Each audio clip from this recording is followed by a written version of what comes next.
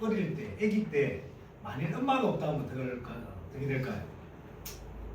어릴 때 엄마가 없다는 것은 교육적으로나 상황적으로, 환경적으로 또 정서적으로 너무나도 그 아이에게 큰 타격이 되겠죠. 그리고 또 상처가 되겠죠. 그런데 그 상처가 단점이 오히려 요셉에게는 총리가 되게 만드는 큰 발판이 되었습니다.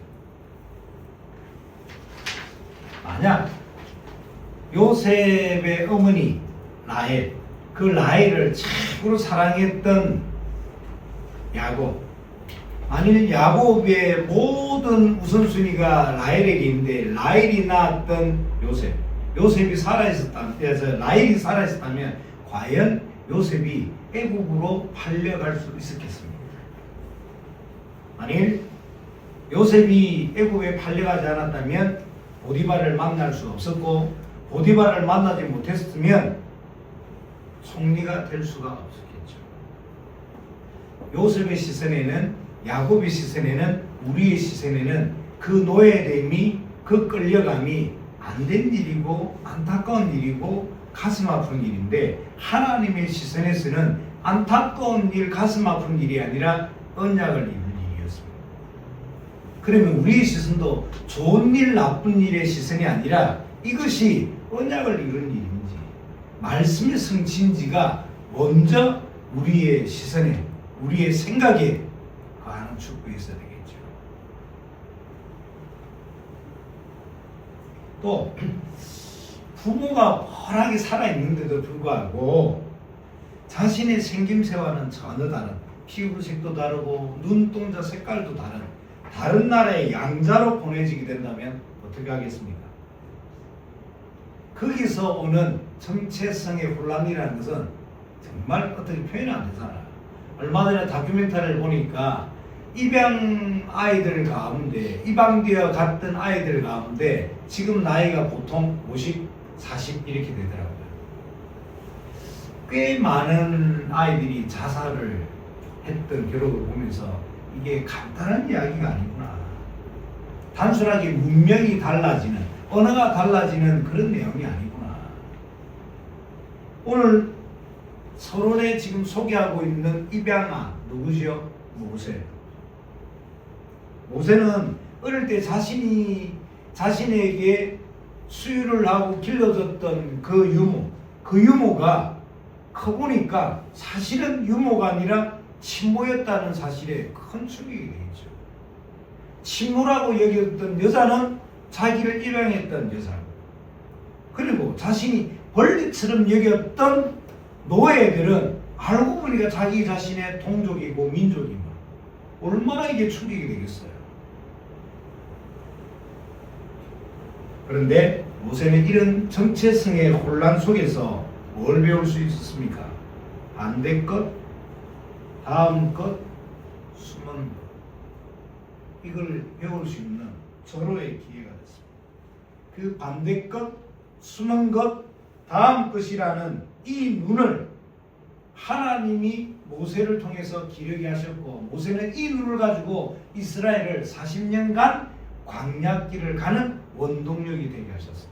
만일 현실을 바라보는 눈만 있었다면 광야는 다 죽어야 되죠. 그런데 현실은 광야인데 모세의 눈에는 다음 것, 반대 것, 숨은 것을 볼 수 있는 베이스가 됐잖아요.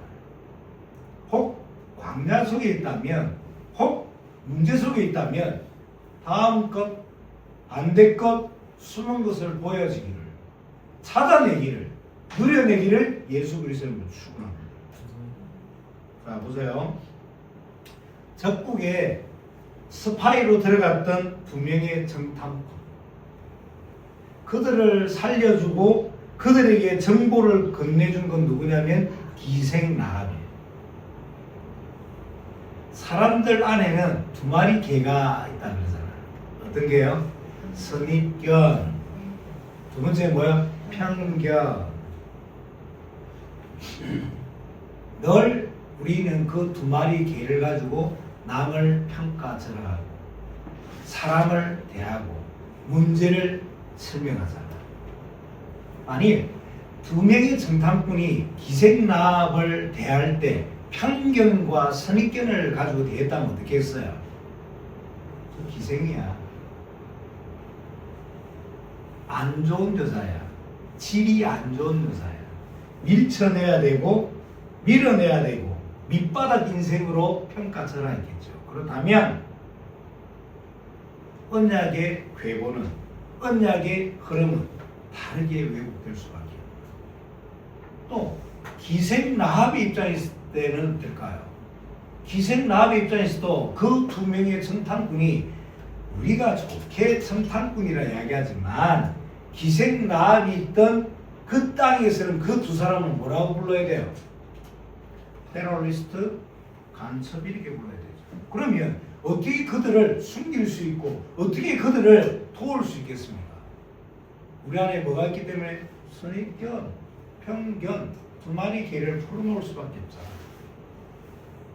보이는 거, 보여지는 거, 내가 보고 싶은 그 열망을 가지고 모든 걸 평가절하할 수밖에 없다. 우리 눈에는 기생나합이 밑바닥 인생이고 우리 눈에는 밀쳐내고 잘라내야 될 인생이지만 그런데 그 두 명의 정탐꾼 가운데 유다지파의 살몬이라는 그 한 사람은 이 기생나합을 다른 눈으로 해석을 했잖아요. 어떻게 했습니까?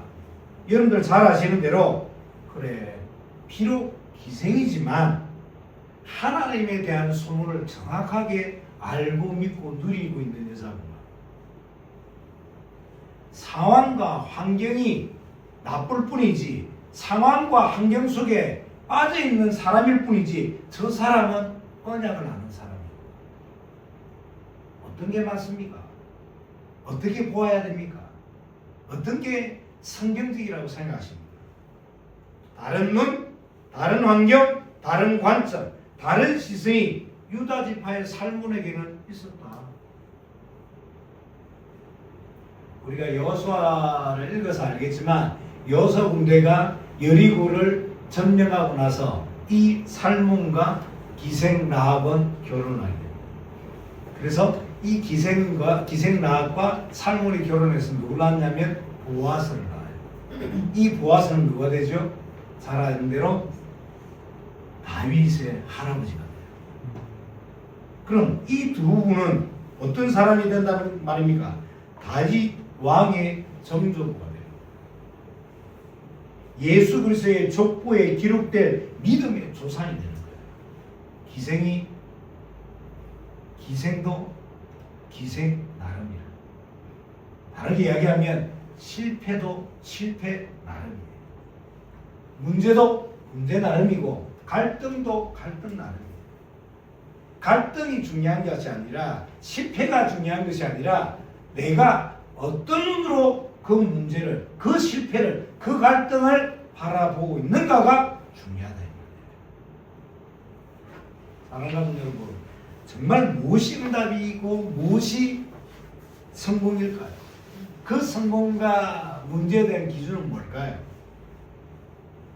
노예로 끌려가고 감옥에 간 것이 저주고 실패일까요? 아니면 사람을 살해하고 저 유대 강야로 도망가서 40년 동안 사람에게 잊혀진 바 되고 사람의 내리 속에 기억 속에 완전 사라진 것이 그것이 진짜 축복이고 응답일까요?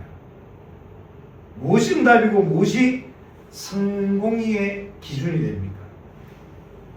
한 여자를 하나 더 소개하고 본론을 한번 들어가 볼게요. 불신자라 결혼됐어요. 불신자라. 어떻습니까? 그것도 두 번째 부인으로 들어갔어요. 어떨까요? 사람들은 이렇게 이야기했습니다. 그 여자에 대해서 야, 두 번째든 세 번째든 상관없어. 왕비가 됐으면 됐지. 축하해.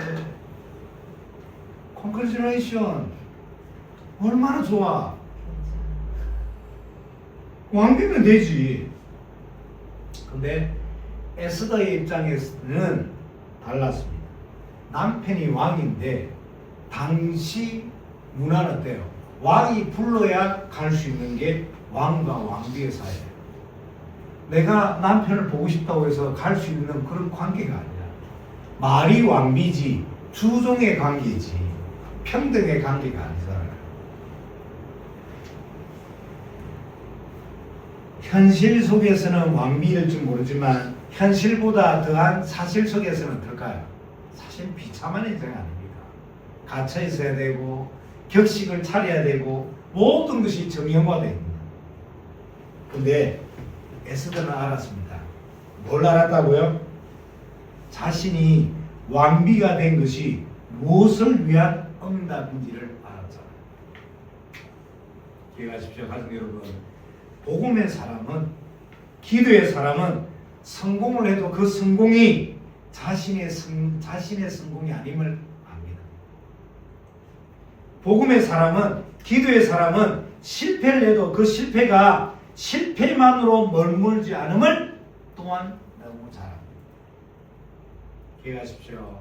상황과 환경이 나를 말해주는 것이 아닙니다. 그 상황과 환경을 허락하신 하나님이 나를 말해주는 겁니다.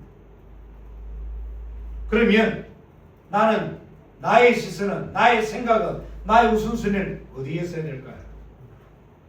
그래서 속지 마시고 빨리 상황과 환경이 어렵더라도 이 속으로 들어가야 됩니다. 어떤 속으로?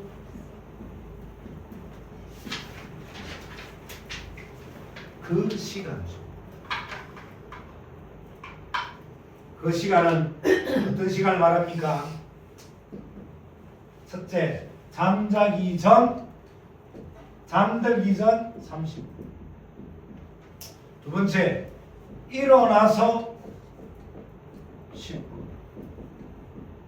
그리고 낮 시간 동안 시간을 따로 떼어내서 10분. 잠자기 전 30분. 여러분들 어제 저녁에 주무실 때 어떻게 잠드는지 한번 기억해 보세요. 전 누구라 말하지 않지만 한 집에 사는 누구는 늘 이렇게 있더라고요. 손에 드는 폰이라고 있어요. 거기에 모든 신경과 감각과 모든 것을 거기. 그래서 뭐 잔다. 사람 뇌 구조가 어떻게 될 것 같아요? 늘 그 속에 그냥 있는 거예요. 잠자기 전 30분의 시간을 살리라고 말하는 건 뭐냐면 이 시간 동안 하루 동안 있었던 만남, 일들, 주고받았던 대화들 리마인드 시켜보라고. 왜? 그래야 이게 일어납니다. 치유가. 사람이 자기 생각을 하나 내려놓고 사람이 자기 계획을 하나 내려놓는다는 게 간단하다고 생각되세요? 절대 불가능합니다. 저는 자신의 생각 하나 바꾸지 않고 자신의 자존심 하나 지켜서 목숨을 바꾸는 사람을 너무너무 많이 봤어요. 그까지 그 자존심 하나가 뭐라고, 그 생각 하나가 뭐라고 자기 목숨을 헐값에 내어놓는 거예요. 저는 자신의 생각 하나 바꾸지 못해서 정말 비참해지는 상황과 환경 속에 내어 몰리는 인생들 너무너무 많이 본다니까요. 잠자기 전 30분을 살려라. 이 말은 하루 있었던 모든 만남, 말, 일, 모든 것을 리마인드 해봐라. 왜? 그래야 치유가 일어난다. 그리고 일어나서 10분은 뭘 말할까요? 무엇보다도 우리 인생의 가장 중요한 신앙의 기준은 이겁니다.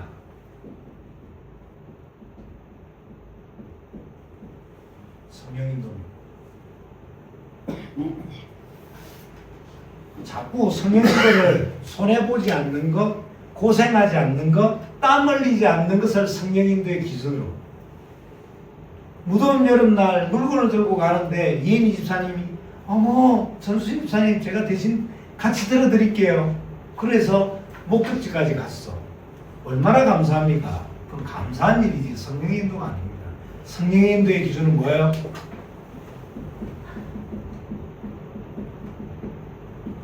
살리는 겁니다.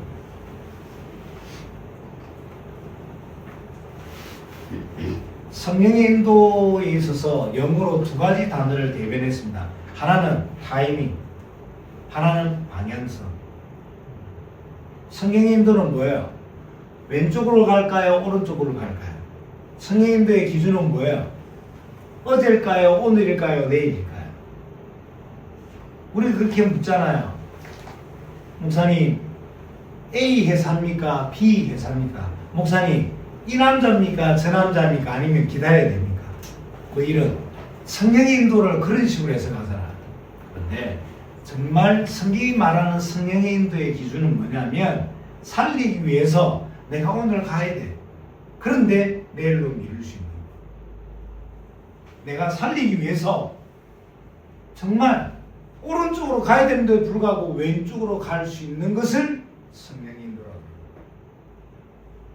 손해보지 않는 것이 성경의 인도가 아니라 고생하지 않고 땀 흘리지 않는 것이 성경의 인도가 아니라 살리기 위해서 땀을 흘려도 되고 살리기 위해서 고생해도 되고 살리기 위해서 간도 설교도 내어줄 수 있는 그 기준이 성경의 인도가 됩니다.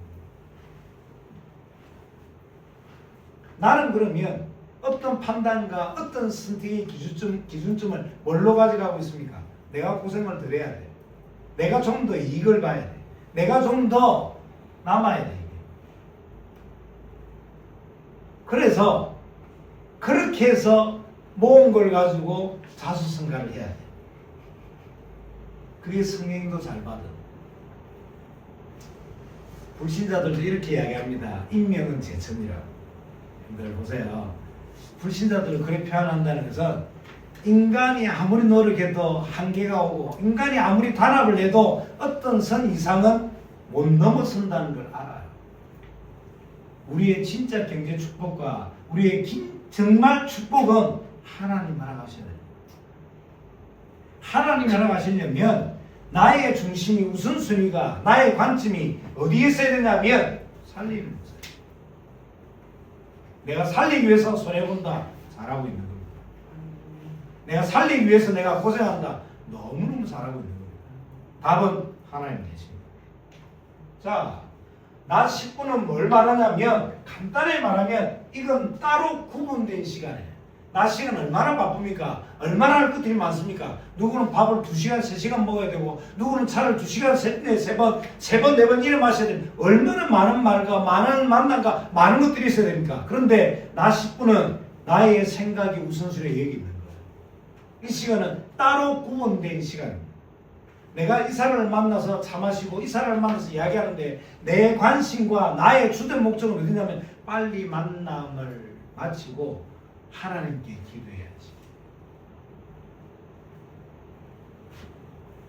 이 시간은 하나님께 기도, 이게 그냥 기도가 아니라 이건 거예요. 행복한 겁니다. 사람이 행복하면 이 시간이 어떻게 될까요? 기대하게 되지 않습니까? 채연이가 온다 그래서 제가 어제 밤부터 기대가 되더라고요. 얼마나 더 못생겨졌을까? 만나보니까 아니나 다를까 지난번보다 더 이뻐졌어요. 불행 중 다행인지. 제가 우리 채연이를 사랑하고 좋아하니까 얼른 만나고 싶잖아요. 마찬가지입니다. 이 시간이 기다려져야 돼요. 기다려져야 되고 기대돼야 돼요. 왜? 하나님과의 그 교제 시간이 세상 그 어떤 것과 바꿀 수 없고 비교될 수 없는 거다. 얼마나 중요한 것들이에요. 자, 그러면서 왜 우리가 이 시간을 그 시간 속으로 들어가야 되냐면 이 시간 속에 들어가야 내 생각, 내 중심대로 사는 것들을 멈출 수가 있습니다. 제가 우리 가족들이나 현장의 사람들 만나보면 말은 하지 않지만 대부분 이 속에 있습니다. 생각 안 바꿉니다. 계획 안 내려놓습니다. 모든 판단의 기준, 모든 결정 기준이 내 중심입니다. 내 만족입니다. 이 시간 속으로 들어가야 내 생각, 내 중심이 바뀌고 살아나는 거예요. 생각을 해보십시오.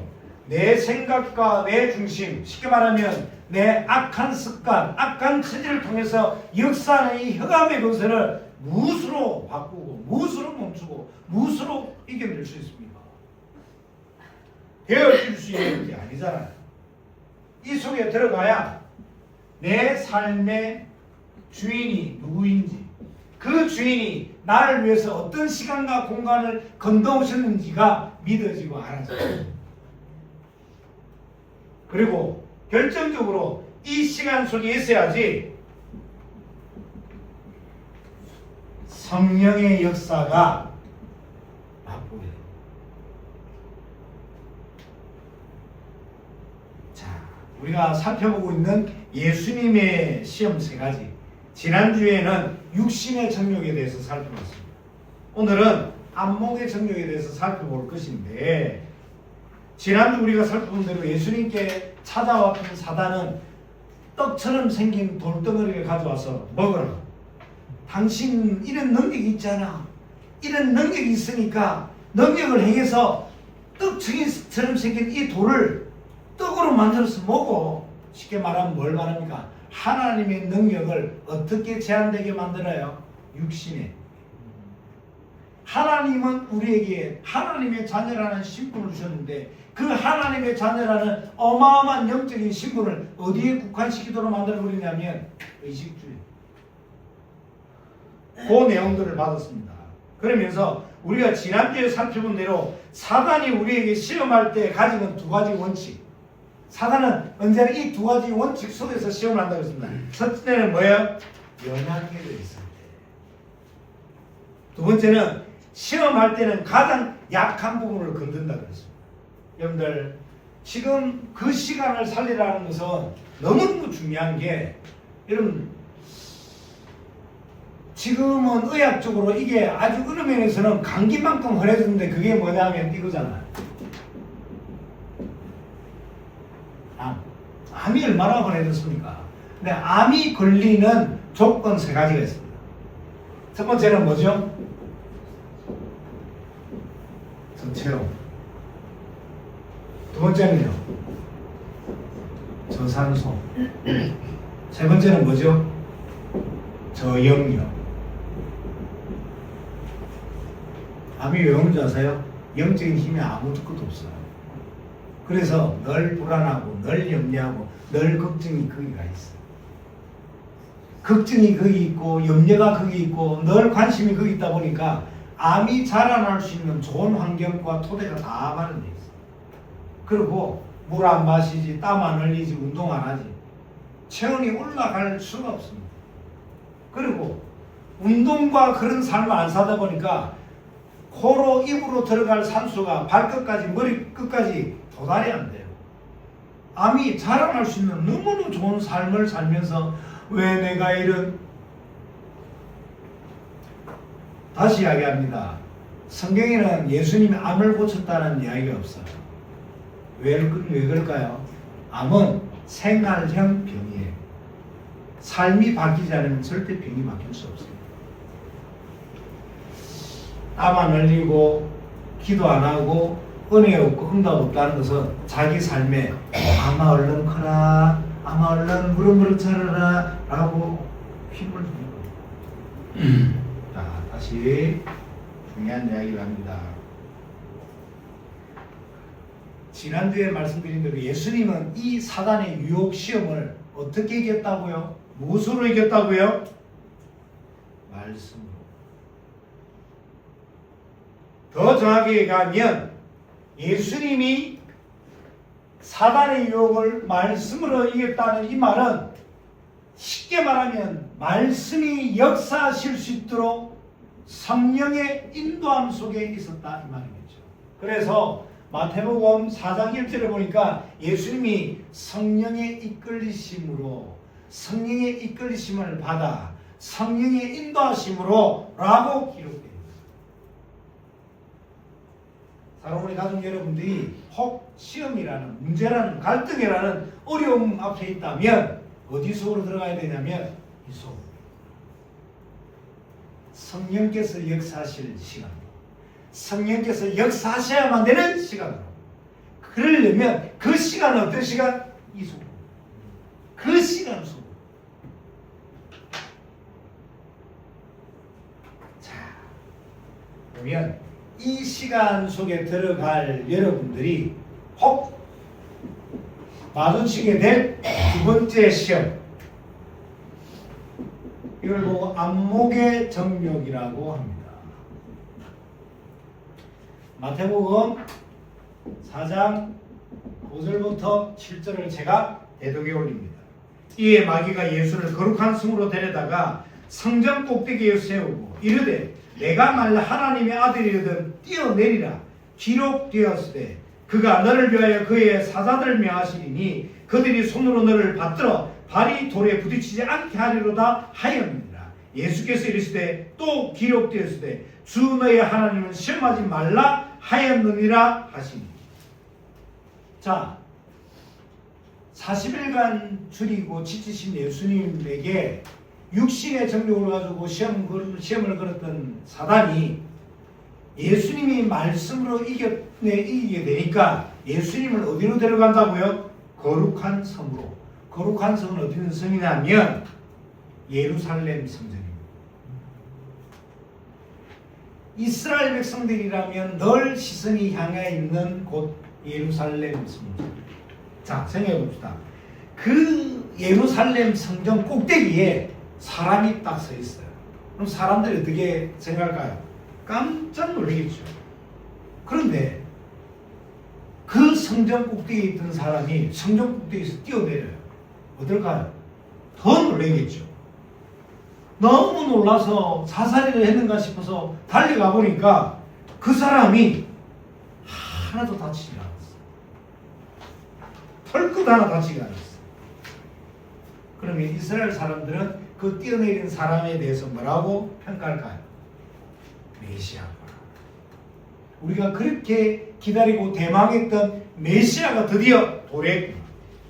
당시 유대인들에게는 어떤 현실이 있었냐면 로마의 핍박과 박해, 그리고 섭정왕으로 있었던 그 헤롯 왕. 헤롯 왕이 통치를 하면서 어떻게 했냐면 폭정으로 통치를 하잖아요. 얼마나 힘든 상황과 환경이었어요. 그런데 어느 날 자기들의 시선과 자식들의 대망은 메시아를 바라보고 있는데 그 메시아를 바라보는 시선의 모든 결정체는 예루살렘 성전인데 그 예루살렘 성전에 사람이 한 사람이 꼭대기에 서 있어. 너 얼마나 놀랄 일이냐. 근데 그 사람이 뛰어내려. 더더욱 놀랄 일이지. 가보니까 털끝 하나 다치질 않아서 더더욱 놀랄 일이라는 아니면 기절할 일이야. 그래서 그 사람들은 유대인들은 어떻게 믿을 수밖에 없는 거라고요? 메시아. 할렐루야. 그럴 때 되면 사단은 예수님의 귀에다가 대고 이렇게 이야기를 하겠죠. 뭐라고 속삭이겠습니까? 야, 너 메시아 되고 싶어 했잖아. 잘된 거 아니야? 사람들의 박수 소리를 봐. 사람들이 너를 쳐다보는 그 저 눈빛을 봐. 환호하는 거 봐봐. 그리고 성경에도 기록되어 있잖아. 높은 곳에서 뛰어내리면 발이 돌에 부딪히지 않겠다고 그렇게 성경은 기록하고 있잖아. 너의 뛰어내리는 그 모습이 얼마나 아름답고 대단하고 영웅스러운지 알아? 많은 것들을 붙이기 위해서요. 그렇게 해서 이스라엘 사람들이 너를 메시아로 받아들인다면 얼마나 네가 온 목적이 완성되는 거 아니야?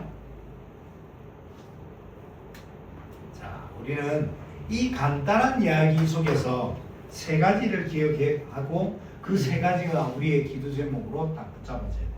첫 번째는 사단이 지금 예수님에 대해서 뛰어내리라고 제시했던 그 제시의 기준이 어디 있어요? 성경 말씀이 있습니다. 조금 이따가 살펴보겠지만 즉 이 말은 사단은 하나님의 말씀을 모르는 존재가 아니라는 거예요. 사단은 말씀을 모르는 존재가 아니라 말씀을 알지만 말씀에 순종하지 않는 존재.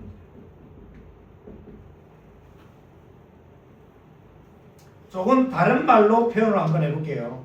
사단은 말씀을 모르는 존재가 아니라 그 말씀을 가지고 말씀을 왜곡시키고 변질시켜서 다른 하나님, 다른 복음,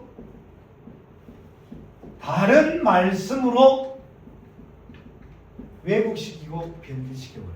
누가? 사단은 말씀을 모르는 존재가 아닙니다. 말씀을 너무너무 잘 아는 존재예요. 그런데 그 가지고 있는 그 성경의 말씀을 믿음으로 옮겨가지 않고 무엇으로? 지식으로 가지고 있어요. 그래서 말씀을 알지만 말씀에 순종하지 않는, 쉽게 말하면 하나님은 하나님인데 우리가 알고 있는 그 하나님이 아니게 만들어버리는 거예요. 예를 들어 볼게요. 몰몬교인들이 믿는 그 하나님과 모슬림인들이 믿는 하나님 같을까요? 틀릴까요? 틀립니다. 또 하나님의 교회나 신천지 같은 곳에서 말하는 하나님과 우리가 성경에서 만나는 하나님은 같은 하나님일까요? 다른 하나님일까요? 다른 하나님이에요. 하나님이라는 단어와 입모양으로 내는 소리는 같을지 모르지만 그 내용과 의미는 완전히 다른 존재가 되어버리도록 만드는 게 사단의 전략이에요. 다른 하나님, 다른 복음, 다른 말씀. 성경을 한 구절 찾습니다. 로마서 10장 2절 3절. 신약이고요. 요행 로음돼 있죠. 요한복음 뒤에 있습니다. 로마서 10장 2절 3절.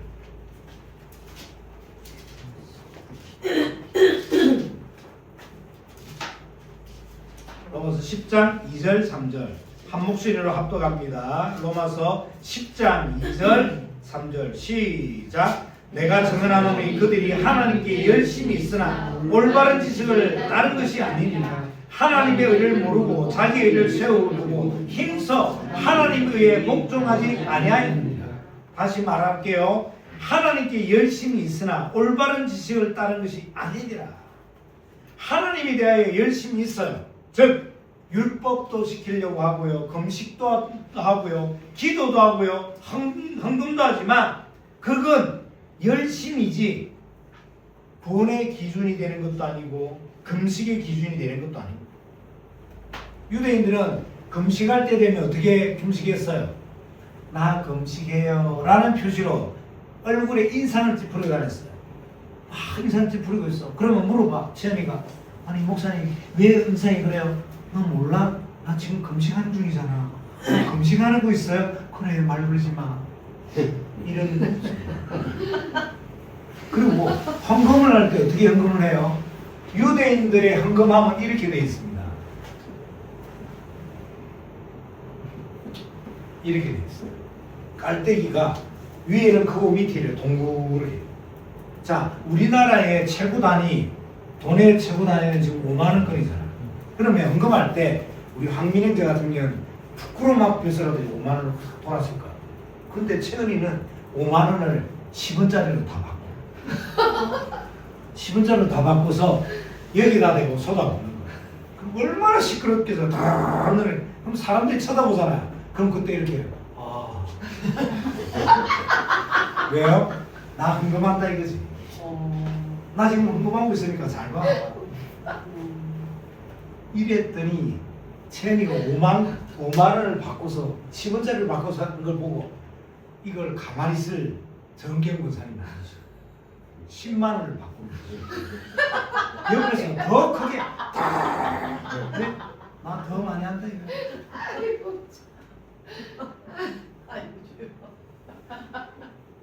누가 그러더라고요. 미친 거 아니야?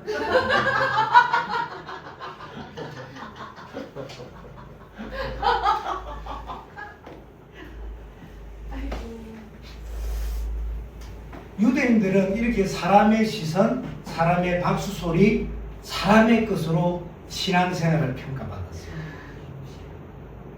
제가 서론했던 그리고 예배 전에 했던 제 개인 간증을 기억하시면 좋겠습니다.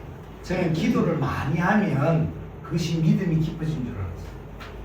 교회를 새벽기도, 금요철학 빠지지 않고 다니면 그것이 신앙의 올바른 개근하는 이것이 하나님의 의가 되는 줄 알았어요. 성경은 신앙은 회수가 아니라 뭐야?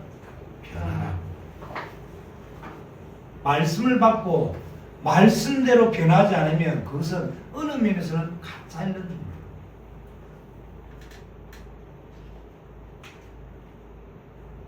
사단은 말씀을 가지고 어떻게 만든다고요?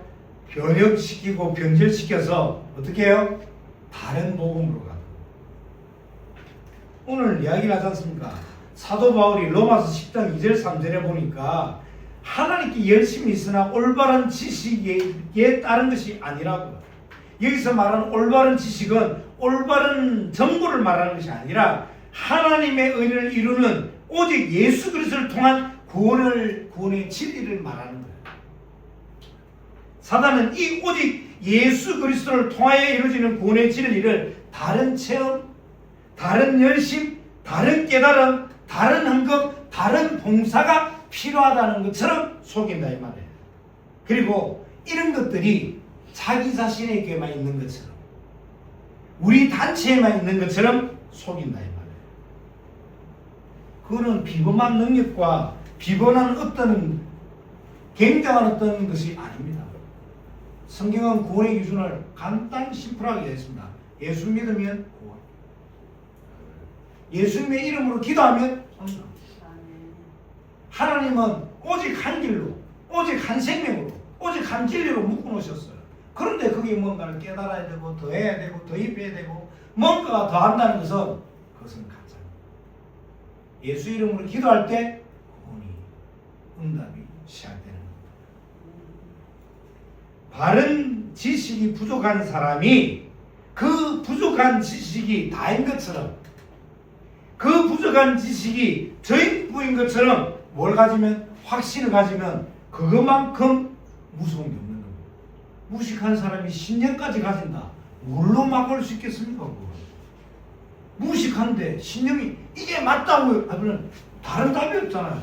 제가 자주 쓰는 예화 기억나시죠? 세상에서 가장 무서운 사람이 어떤 사람? 책 딱 한 권 읽은 사람. 왜? 그게 다니까. 양면성이 없고 객관성이 없어요. 주관성에다가 고집에다가 자기 경험에다가 자기 목표에다가 자기 계획을 가진다. 뭐라고 해야 돼요 이 사람은?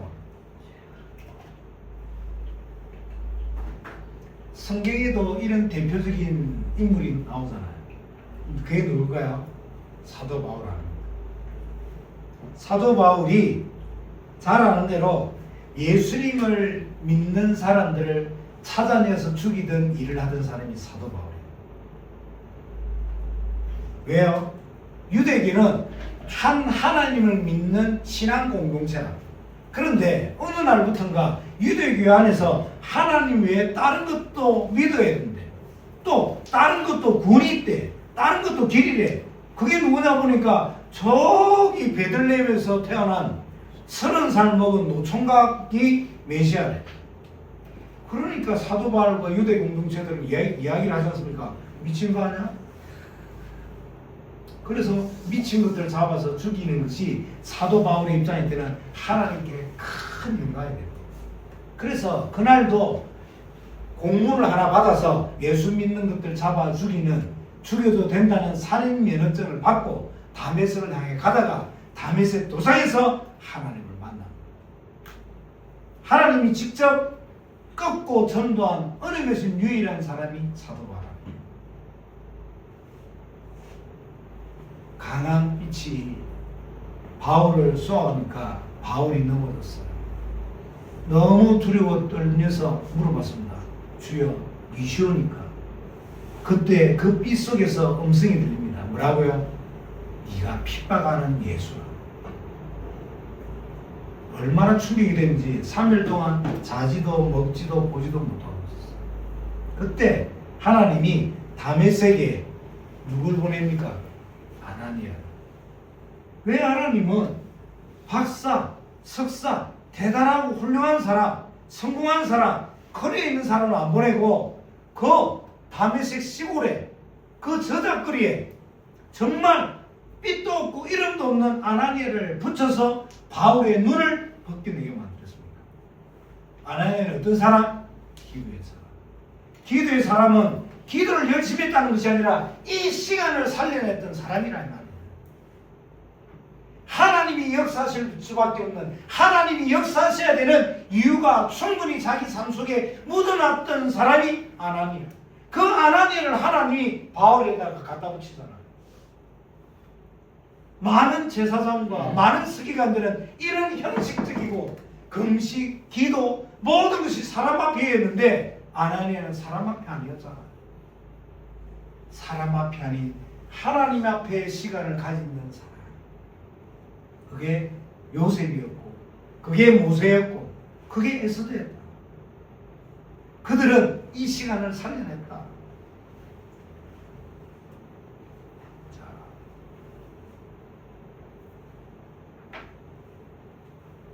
우리의 신념보다 먼저 필요한 것은 뭐예요? 진리입니다. 우리 안에 선입견, 편견보다 먼저 제시되어야 될 기준이 뭐예요? 복음입니다. 자, 그러면 두 번째로 우리가 기억해야 될 내용이 뭐냐면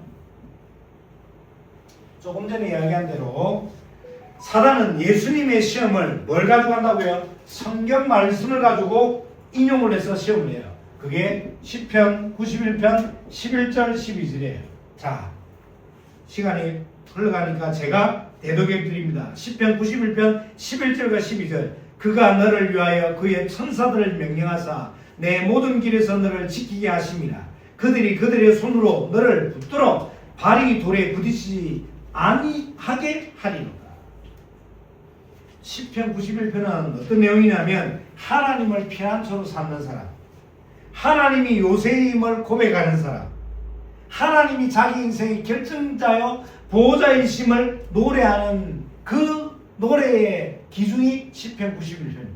특히 시편 91편 11절과 12절은 하나님께서 우리를 어떻게 인도하시고 어떻게 요새가 되시고 우리 역사하시는가를 뭐라고 표현하냐면 천사들을 보내심으로 말미암아 보호하시고 역사하신다는 시적인 표현이 시편 91편 11절과 12절이에요. 그런데 사단은 이런 시편의 의미들을 왜곡시켜버리고 문맥을 변질시켜버려요. 시편 90편 11절 12절에 하나님은 피난처요 요새시고 하나님은 나를 보호하시는 보호자다. 이 내용을 한마디로 이야기하면 하나님을 신뢰하라는 내용인데 사단은 그런 하나님을 어떻게 왜곡시키고 변질시키냐면 하나님이 보호하신다고? 하나님 인도하신다고? 하나님 요새라고? 그런 하나님이 진짜 나를 보호하시는지 인도하시는지 네가 테스트 해봐야지. 하나님 진짜 나를 보호하시는지 한번 시험해봐야지 라고 말씀을 어떻게 해요? 왜곡시키고 변질시킨 거예요. 혹 창세기 3장에 나오는 사단이 하와에게 야 하나님이 동산에 있는 모든 것을 먹지 말라 하시더냐고 하나님의 언약을 의심하게 만들고 변질시키게 만들듯이 오늘 마태복음에 등장하는 이 사단은 시편 91편에 나오는 하나님의 말씀에 대하여 의심하게 만들고 하나님을 테스트하도록 만드는 그런 유혹을 한다 이 말이에요. 자, 이 부분만 하고 마무리를 해야 되는데 성경이 말씀하고 있는 우리의 인생 가운데 삶 가운데 하나님을 시험하는 태도 네 가지. 자꾸 우리 인생에 신앙의 걸림돌이 되고 신앙이 성장하지 못하고 성숙하지 못하게 하는 어떤 내용 가운데 자꾸 내 삶에 뭔가 자꾸 제동이 걸리고 성장이 안 된다는 것은 나의 삶 가운데 하나님을 자꾸 테스트하는 부분들이 있어요. 그 부분을 조금만 정리를 해볼게요. 첫 번째는 뭐냐면 하나님 존재 자체를 의심하는 거예요. 하나님의 존재 자체를 의심한다. 하나님 계셔? 하나님 계시면 어떻게 이럴 수 있지? 하나님 존재 자체를 의심하는. 두 번째는 하나님께 어떻게 자꾸 앵겨 붙는다고 표현할까요? 우리 아들처럼 어떻게 자꾸 앵겨붙냐면 이렇게 앵겨붙어요. D를 해요. 하나님께 자꾸 조건을 걸고 행동을 합니다. 이런 거죠. 하나님 만약에 요번에 이렇게 해주시면 내가 이렇게 할게. 자꾸 신앙을 D if의 인생이라 만약에 하나님이 몰랐다면 내가 뭐 해드리겠습니다. 세 번째, 항상 응답의 조건을 나 자신에게 맞춥니다.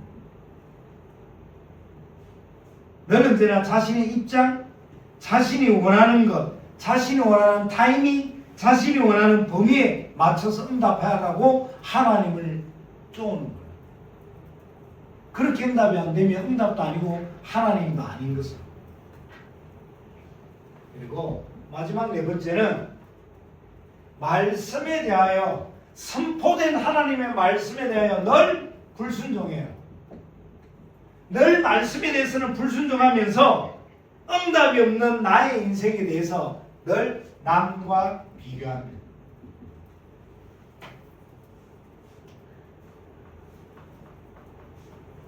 말씀에 대하여 늘 불순종하면서 남이 받은 응답과 나 자신을 계속 비교합니다. 이게 하나님을 시험하는 네 가지 유형입니다. 자, 중요한 내용들이지만 시간 관계상 말을 정리하고 마무리하겠습니다.